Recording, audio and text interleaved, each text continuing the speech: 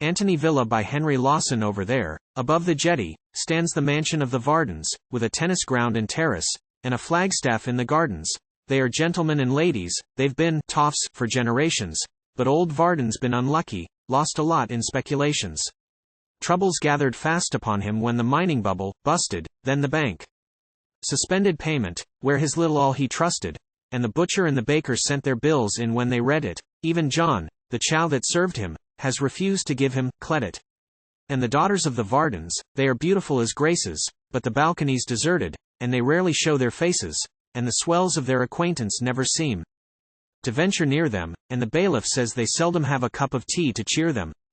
They were butterflies, I always was a common caterpillar, but I'm sorry for the ladies over there in Tony Villa, shut up there in Tony Villa with the bailiff in their trouble, and the dried up reservoir, where my tears were seems to bubble. Mrs. Rooney thinks it nothing when she sends a brat to Bory, just a pinch of tea and sugar till the grocer comes, Temory. But it's different with the Vardens, they would starve to death as soon as knuckle down.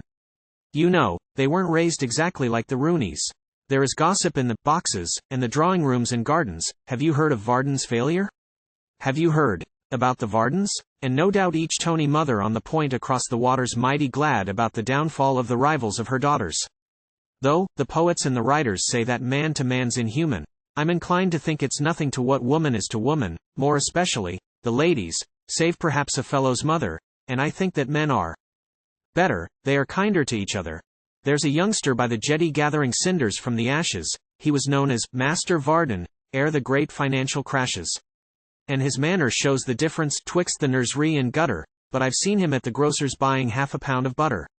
And his mother fights her trouble in the house across the water, she is just as proud as Varden, though she was a cockey's daughter, and at times I think I see her with the flickering firelight o'er her, sitting pale and straight and quiet, gazing vacantly before her. There's a slight and girlish figure, Varden's youngest daughter, Nettie, on the terrace after sunset, when the boat is near the jetty. She is good and pure and pretty, and her rivals don't deny it, though they say that Nettie Varden takes in sewing on the quiet. How her sister graced the circle, all unconscious of a lover in the seedy god, who watched her from the gallery above her. Shade of poverty was on him, and the light of wealth upon her, but perhaps he loved her better than the swells attending on her. There's a white man's heart in Varden, spite of all the blue blood in him. There are working men who wouldn't stand and hear a word ag in him. But his name was never printed by the side of his donations, save on hearts that have, in this world, very humble circulations. He was never stiff or hoggish, he was affable and jolly, and he'd always say, "Good morning," to the deckhand on the Polly. He would barrack with the newsboys on the quay across the ferry, and he'd very often tip coming home a trifle merry. But his chin is getting higher, and his features daily harden. He will not give up possession.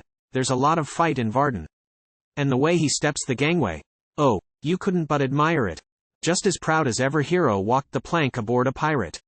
He will think about the hardships that his girls were never setter, and it must be mighty heavy on the thoroughbred old rooster. But he'll never strike his colors, and I tell a lying tale if Varden's pride don't kill him sooner than the bankers or the bailiff. You remember when we often had to go without our dinners, in the days when pride and hunger fought a finish out within us, and how pride would come up groggy, hunger whooping loud and louder, and the swells are proud as we are, they are just as proud, and prouder.